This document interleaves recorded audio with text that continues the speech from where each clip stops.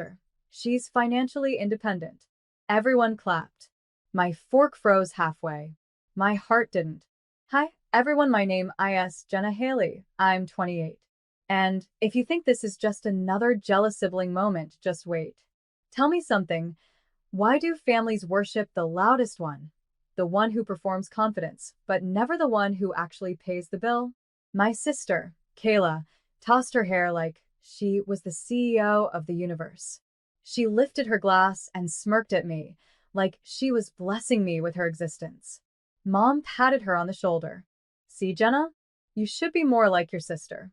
She handled her life responsibly. I sipped my drink once, slow, intentional, and said, then she won't miss the $4,200 transfer that hits her account every month.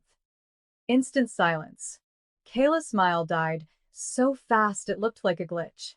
Dad blinked. Mom's hand stopped midair. Kayla's fiancé coughed like he choked on his own future. You could hear the cheap jazz music in that restaurant suddenly get louder. Kayla whispered, too soft for the table, but loud enough for me. Don't. Oh, I would. Because nobody in this room knew what I knew, or what I'd already done. No one knew what I'd collected. No one knew what was already filed. And they definitely didn't know the reason Kayla's bank account had $4,200 magically appear every month for the past 19 months came from me. Or why. I placed my napkin on the table, calmly, the way a surgeon might before an incision. This wasn't anger. This was the final curtain. And tonight, I was done being the quiet one. Kayla's voice sharpened. Jenna, stop. But I wasn't looking at her anymore. I turned to Dad, who was still frozen, fork in hand like a statue. Dad, you know how you always say Kayla succeeded all on her own? He nodded once, slow, confused, still cocky. Well, her success costs me $4,200 a month. Auto transfer. Since the day she lost her job at Pencrest Financial. Mom's jaw actually dropped. Kayla's fiancé stared like I'd just switched languages. I kept going, steady, quiet, not dramatic, the kind of voice that makes truth heavier. She never told you because she didn't want you to know she was drowning. And she didn't want you to know I bailed her out. Kayla hissed, you're lying. No, I'm not. My bag sat next to me. I reached inside, calmly, pulled out a folder.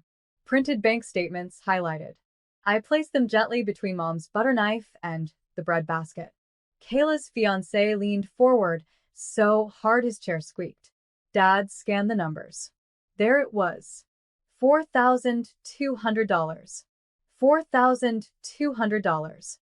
$4,200. Month after month. His voice came out strangled. Why would you pay her rent? I looked at Kayla. She couldn't lift her eyes. Because she begged me. Because she said if Mom and Dad found out she lost her job, they'd be humiliated. Her words. Mom gasped. Dad looked like something snapped inside him. Kayla finally spoke, broken. You promised you wouldn't say anything. I tilted my head.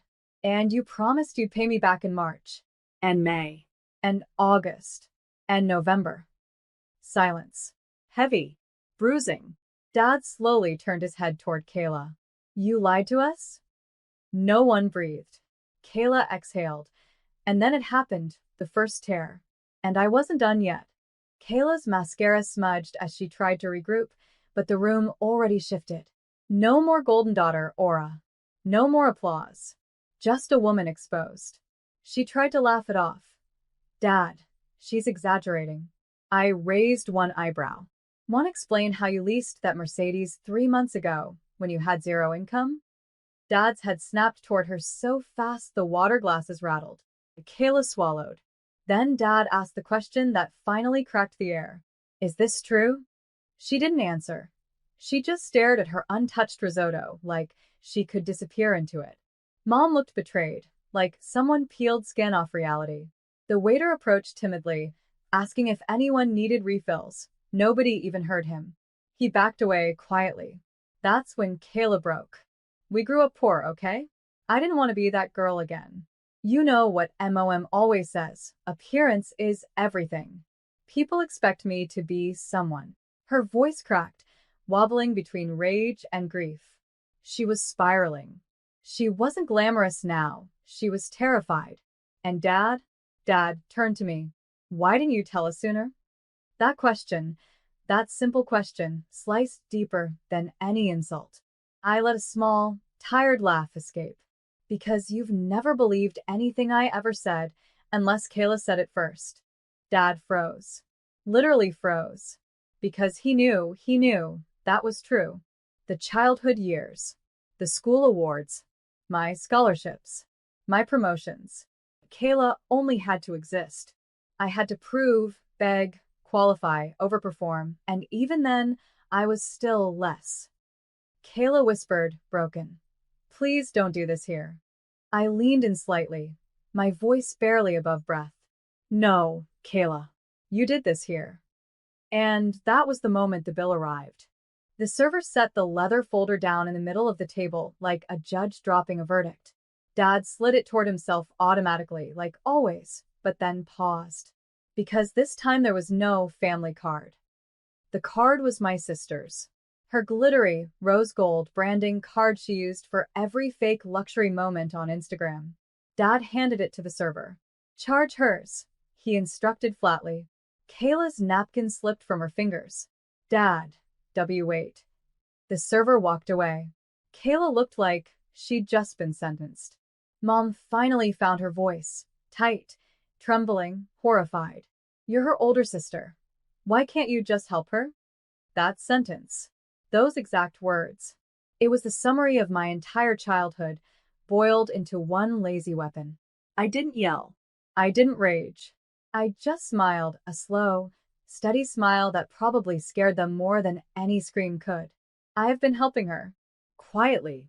Silently. For years. That's what you never saw. That's what you never asked about. Dad leaned back, jaw tight, listening now. And now I've stopped, I whispered. The server returned. Card declined. Kayla's face crumpled. This part wasn't new. This was weekly. Just usually solved by me swooping in. But tonight, I sat still. The server cleared his throat gently. Would you like to provide a different form of payment? Dad turned to Kayla, his voice dead serious now. Handle it. Kayla's hands shook so hard her ring rattled against the table. I don't have. Dad cut her off. What happened to your independence? Silence. Dad finally looked back at me, his voice lower than I'd heard in years. So what now? I didn't blink. I paid the lease termination on her car this morning. I replied. That Mercedes is already gone. Kayla's chair scraped violently as she stood, her face blotchy, breath shaky, like she'd been pushed underwater and couldn't find the surface. You had to know, right, she hissed. I tilted my head slightly. It was in my name. Mom gasped. Dad blinked in confusion. And that's when the real panic hit. The part they never thought about, the part they never imagined could hurt them. Their reputation, status, appearances. Kayla wasn't afraid of debt. She was afraid of losing the image. She stumbled toward the exit, heels loud against the stone floor, clutching her purse like she could hold onto her old life if she just squeezed hard enough. Dad stood up slowly. The entire restaurant watched us now, not with curiosity, but with recognition. Because change in a family doesn't look like a speech. It looks like a quiet shift in gravity, one person refusing to be the mule anymore. Dad sat back down. He knew I wasn't bluffing. I placed my napkin on the table gently. My side of the rent?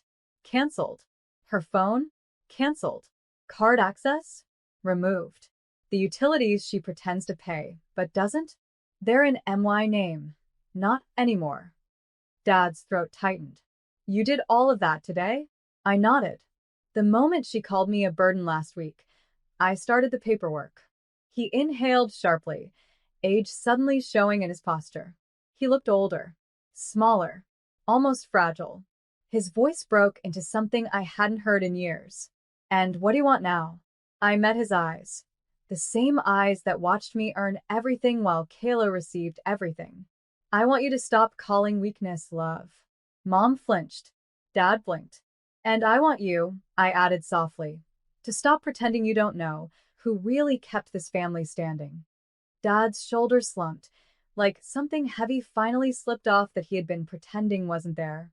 He looked down at his hands, those same hands that used to clap for every mediocre thing my sister did, but never lifted when I was burning myself alive to keep everyone warm.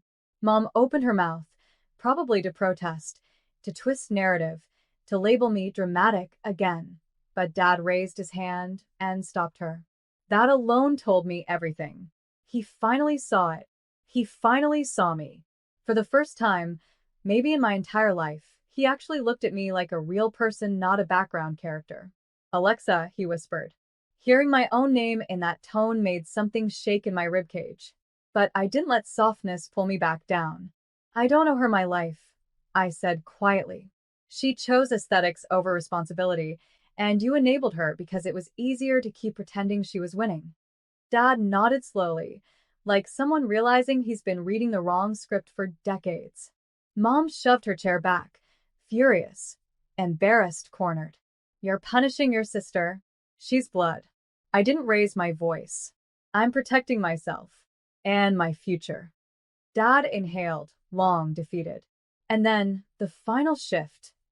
The one I never thought I'd witness. He reached for his wallet. He pulled out his own card, the actual family money card, and handed it to the server. Not hers. Not mine. His. A quiet admission. A quiet apology. A quiet surrender. Kayla, still outside, watched through the glass with her mascara streaked down her cheek like a child watching the ice cream truck drive away. Dad signed the bill. He didn't look up. When we stepped out of the restaurant, the night air felt colder. The neon sign above the doorway flickered like a dying pulse. Kayla stood there, small, stripped of her armor, her breath visible in the night like smoke. Her voice was thin. So that's it? You're just cutting me off. I didn't blink. You cut yourself off when you pretended entitlement was effort. I'm just stopping the subscription you assumed was permanent. Her lip trembled. But what do I do now? Dad answered, not me. You get a job, he said. You grow up. Kayla flinched like he slapped her. Because those 4 words, she had never heard from him before. Mom stared at Dad, betrayal all over her face, like the universe glitch-swapped her favorite character. This was the first night Dad wasn't on their team. For once, he wasn't protecting fantasy. He was acknowledging reality. And he turned to me. I'm sorry. Not theatrical. Not dramatic. Just real. The apology I'd chased my entire life fell into my lap on a sidewalk I wasn't trying to impress anyone on. I nodded once, accepting, without letting it override everything. We're going to build our own systems now, I said. One where accountability isn't optional.